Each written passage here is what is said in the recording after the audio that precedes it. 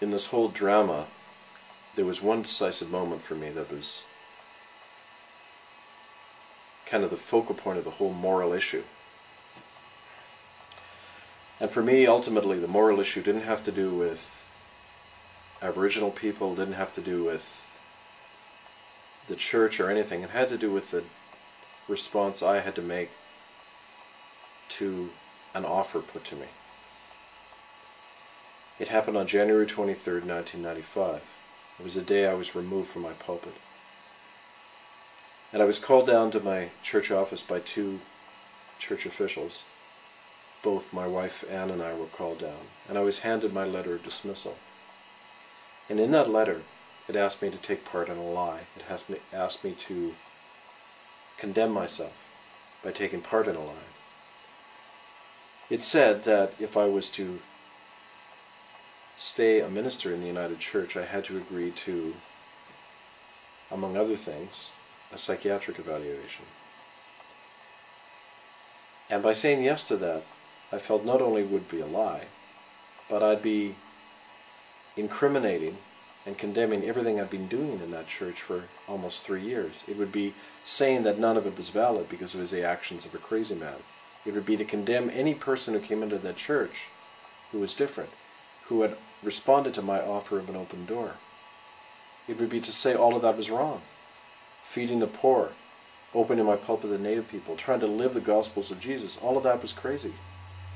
It would be like spitting on everything that I had held up and done that came from here, that came from my sense of what was right and just to do in the world. I'd be condemning myself and saying that no, none of it was sane. And so I knew I couldn't say yes to that, and yet my wife Anne said she thought I should, to keep my job, to keep on good terms with the church, go along with a lie. I knew at that moment that was the moral issue. What kind of men would ask me to take part in that lie, just to cover themselves, make me the scapegoat so that they and other people didn't have to answer for the things that they had done in that community? It was incredible what was being asked of me. And I knew I'd say no. I wouldn't go along with the lie. I didn't know at the time what it would cost me. What I thought was everything. But I couldn't have done anything else. That to me was the turning point in many ways. It, for me, summed up what was at stake. Do we go along with lies? Do we sacrifice what we know is true for the sake of a job or to get along with people?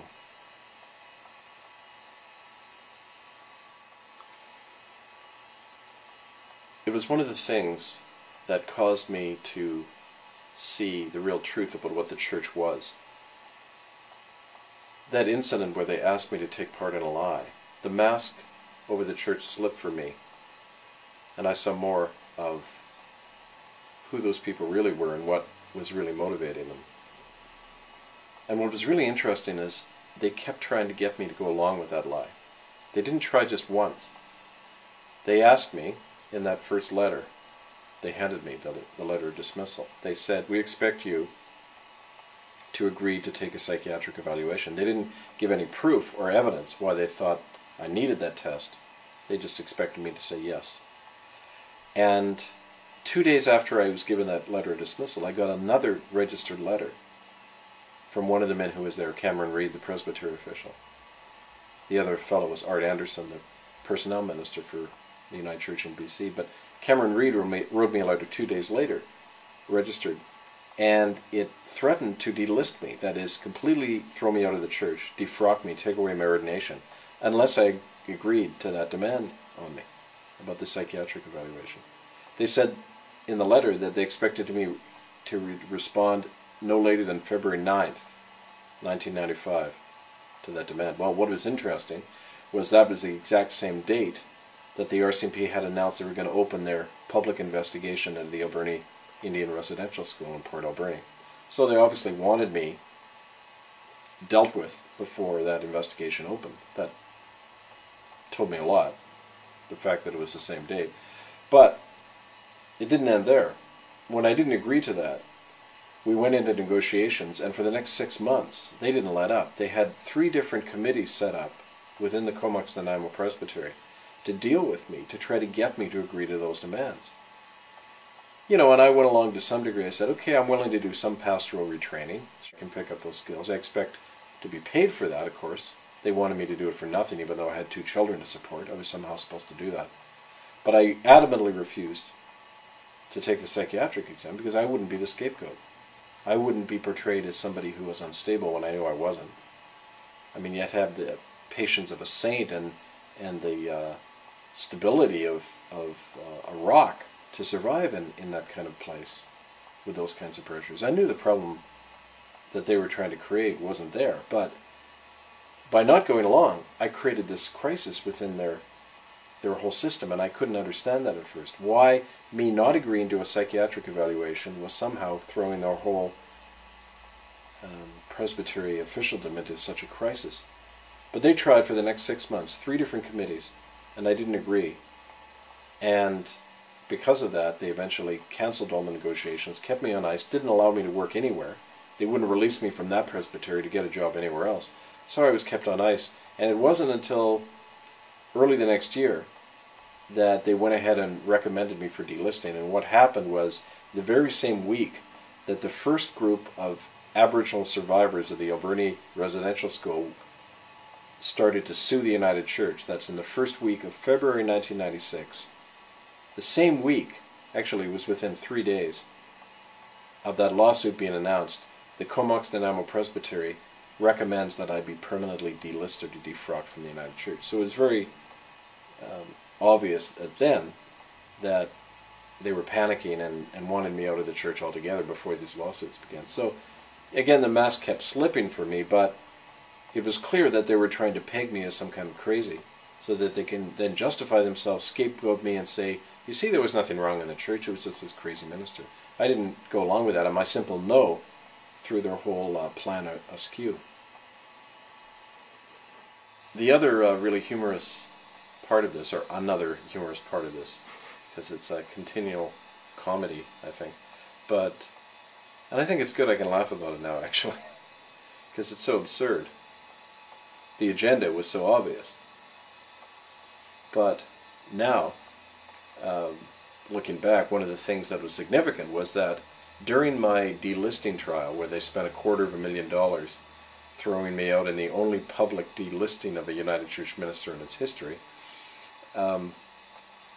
as part of the questions we were asking, they produced the questions that their appointed psychiatrist was going to ask me if I had have agreed to the psychiatric evaluation. You see, according to the rules of the psychiatric community in BC, the church couldn't do that. The psychiatrist had to be appointed through mutual consultation, so I would have actually, under law, should have had the right to help appoint the psychiatrist. But no, the church said it had to be the psychiatrist of their choosing. Okay? And they were going to ask me a series of questions, this he or she. And guess what the first question they were going to ask me was? Why did I write the letter challenging the United Church about its sale of Lot 363 on the Ahousaht community to a businessman associated with McMillan Lodell, their corporate benefactor? The psychiatrist was going to ask me why I wrote that letter. Now, why would writing a letter inquiring about a bogus and illegal land transaction involving the church, why would that be a matter of psychiatric controversy or a thing that a psychiatrist would be concerned about? I mean, clearly it was a political agenda all along, because I blew the whistle on the land deal, and they wanted to try to find a way of, well, really incriminating me, because if I had have agreed to a psychiatric test, I'm assuming it would have been some acknowledgement on my part that their suspicion about my stability was justified, when of course I knew it wasn't at all. So it's interesting how these things gradually manifest if you persist in what you know is true long enough. I've never lived through such Kafkaesque insanity as when I went through something that cost the United Church over $250,000. For all you people out there who might think of ever contributing to the United Church financially, don't. This is how they use your money. They pay lawyers. They actually paid one lawyer over $50,000 to have me thrown out of the church. He made well over $50,000 in that one effort. Ian Benson, a right-wing Catholic lawyer they hired to drive me out of the United Church. The way he did that was through methods that normally would have got him disbarred anywhere else in the world. Fabricating evidence, soliciting evidence outside the courtroom in the middle of a trial, consulting with the judge during the trial, consulting with panel members during the trial. I mean, all these things completely illegal normally, but allowed in this United Church closed hearing. But the thing that was really insane about the whole thing was that it was also arranged. The man who originally helped have me fired, Brian Thorpe, appoints the three people who are going to decide whether I'm going to remain a minister or not. The man who was the lawyer for the presbytery that had me removed is the judge at the hearing.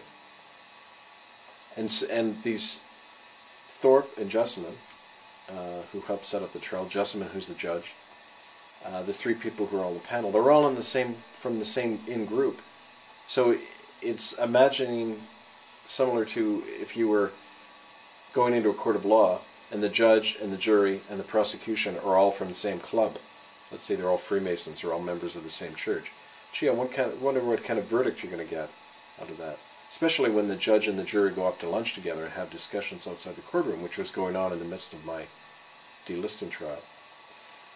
They hoped that the trial would last maybe 3 days and then get a quick delisting. It dragged on over 6 months because I kept asking really hard questions to them all the time. I kept saying, for example, I'd like to know the charges against me. They said, there are no charges against you. I said, I'd like to see the evidence against me. They say, we can't show you the evidence. I'd say, I'd like to face my accusers. Well, you can't do that. They just denied all the time. Denied me that natural justice. Yet on the basis of that totally hearsay evidence, they were going to judge my suitability for remaining a minister in the United Church, even though they said at the beginning of the trial that hearsay evidence would not be allowed. So they're openly contradicting themselves by the way they operated. You know, the judge kept Jessamine, who again was the lawyer for the church, turns around, he puts on another hat and he's the judge at the hearing. He keeps leading the panel all the time. Maybe you should be asking this question to Kevin.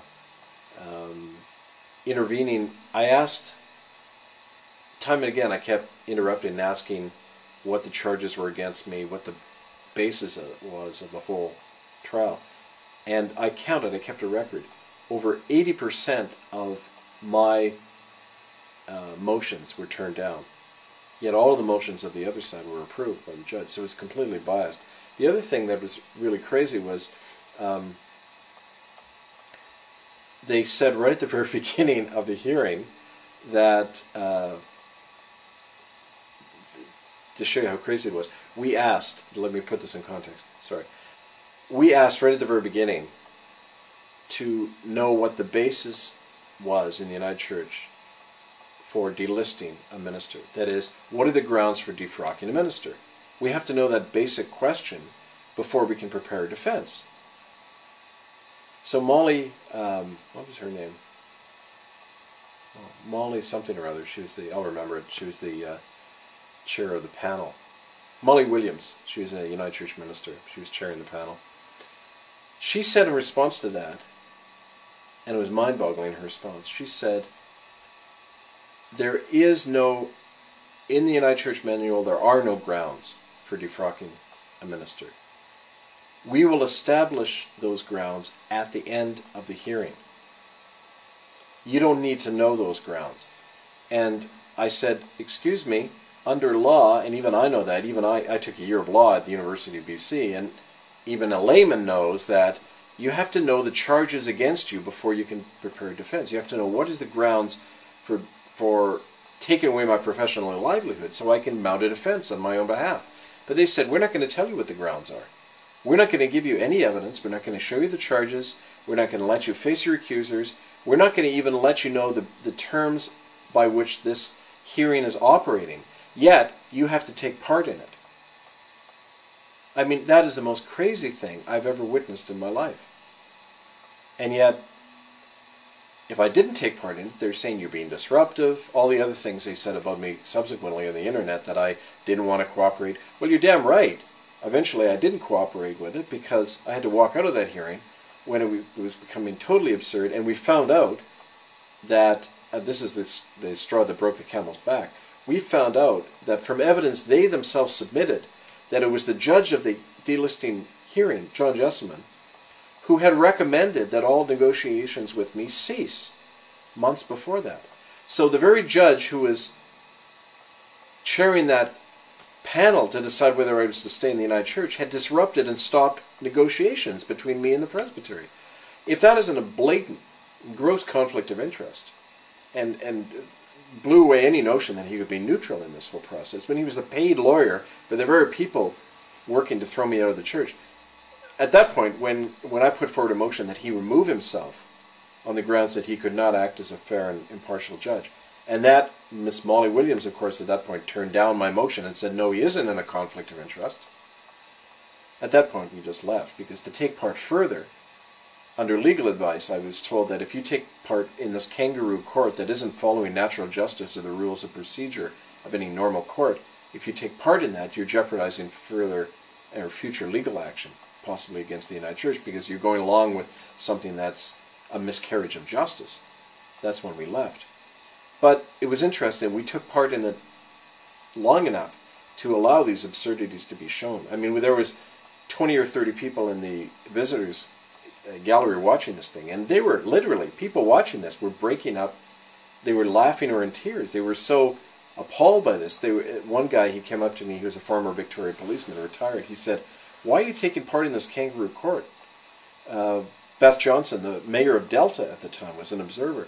She wrote me a long 5-page letter later saying that she had never seen anything so appalling, that it betrayed every notion of natural justice and due process that she had ever taken part in. One thing we learned, in a self-regulating body like the church, they can create their own rules, they can set up their own kangaroo court, and even the Attorney General later, Ujjal Dosanjh, said, we're not going to intervene in what happened because it was an internal church matter. Well, 28 people wrote to him saying this was a complete miscarriage of justice. This guy was set up and the verdict was established long before the trial ever began, and yet he refused to take part in any investigation of the kangaroo court because it was a church matter, and the church could do whatever they want. We've learned that, of course, from the history of the residential schools. They can kill kids and get away with it. Why wouldn't they be able to destroy a man's reputation and livelihood and get away with it? Which they did. You know, when people learn these facts of what went on at the infamous delisting trial, they just laugh, of course, and it's one of the reasons that the church has created a whole fog around what really happened in order to cover up the crime, really. I mean, it's almost like the crime of the cover-up is just as serious as the original crime. And, for example, on the internet now, the United Church, soon after the hearing was over, and they decided, of course, unanimously to defrock me and delist me, even though they'd never proved their case. They'd never actually shown that I was unsuitable for ministry. They nevertheless defrocked me anyway. And they then put out over the internet this incredible pack of lies of how, you know, they had proved somehow that Kevin was not acknowledging the authority of the church and blah, blah, blah, these other things. What was interesting is, at the time, they never said what the charges against me were. Yet later, suddenly they created all these charges. When the press began snooping around, they had one story for the press, but during the delisting trial, there was never anything I was accused of. They had accused me of nothing, and yet I was being defrocked. And to give you an example of how they censored the whole transcript of the hearing, we presented 38 letters of reference, character references about me, about my suitability for ministry, from members of all my congregations I'd ever been in, and from other people, character references. And we submitted those to the panel. Not one of them appeared in the final report. Not one of them is quoted by the United Church today, even though they were entered as bona fide evidence. The letters they present as evidence are 4 letters that are not bona fide evidence because they were solicited in the course of the trial by Ian Benson, the lawyer for the presbytery. Now, under the rules of natural justice, you cannot solicit evidence in the course of a trial. Right? You have to look at the evidence beforehand and then on the basis of that work out your case. But this guy went out and solicited 4 letters from church officials who are already hostile to me and present that as the only entered evidence. When we had submitted all those letters, suddenly they vanished. They're not there anymore. That's an example of the duplicity and the deceit that goes on. And that's at the highest level of the church. This is an official website of the United Church where they're putting that kind of criminal material up over the internet and passing it off as the truth of what Kevin Annett. You know, the other example of how the state helps the church with that is when the hysterical incident of when, in the course of a press conference, the 2 guys who were responsible for that whole delisting facade were Thorpe and Jessamine.